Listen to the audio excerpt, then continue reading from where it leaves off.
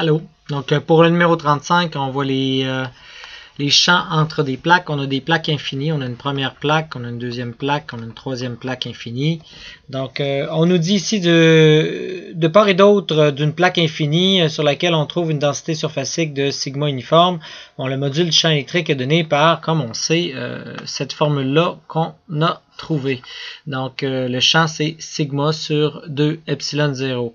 Donc, sigma, la densité surfacique.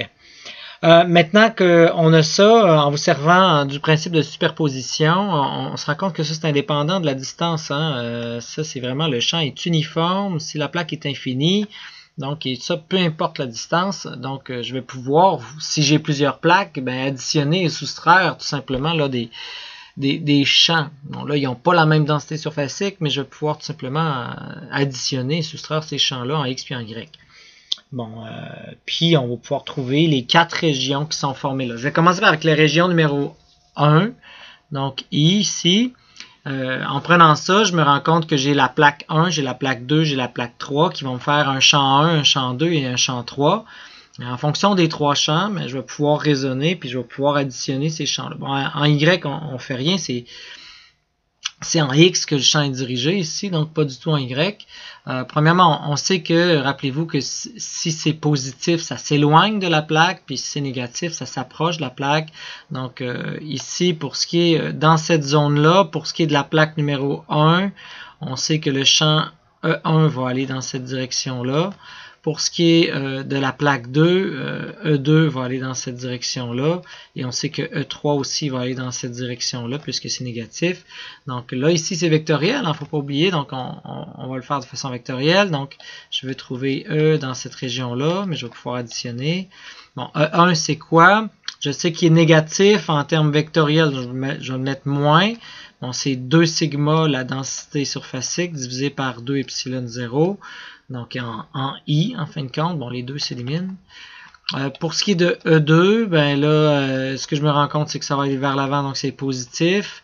Oui, la valeur est moins, mais j'ai déjà raisonné l'endroit, donc ça va aller vers l'avant, donc pas besoin de commencer à remettre de moins. C'est 2 sigma sur 2 epsilon 0, c'est son champ. Hein, vous avez vu, ça c'est en valeur absolue, là, puis on raisonne la direction. Et là, il me reste le dernier, 3. Donc, on voit que c'est positif, et lui, c'est juste sigma sur 2 epsilon 0. Bon, ça et ça s'annule, il va me rester juste sigma sur 2 epsilon 0. Donc, encore là, ça c'est, on pourrait dire en I, si on voulait, là, en X. Donc, faisons le deuxième, puis je vous laisserai faire les deux autres après tout seul. Donc, allons faire E2. Donc, E de la section 2.